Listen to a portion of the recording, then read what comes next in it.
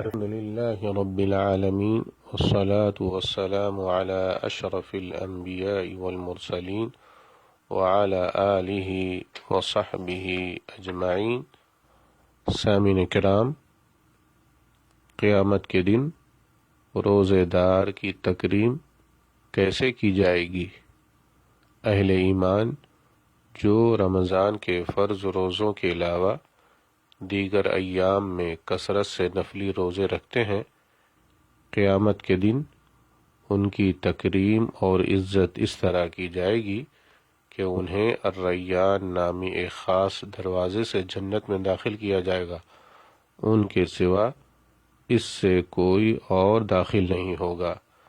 نبی کریم صلی اللہ علیہ وسلم ارشاد فرماتے ہیں، ان فی الجنۃ بابا یقال له الریان يدخل منه الصائمون يوم القيامة لا يدخل منه أحد غيرهم يقال أين الصائمون فيقومون لا يدخل منه أحد غيرهم فإذا دخلوا أغلق فلم يدخل منه أحد متفق علیہ۔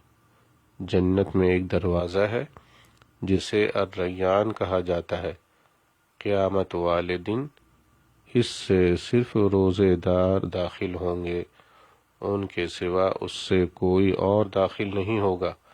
کہا جائے گا روزے دار کہاں ہیں؟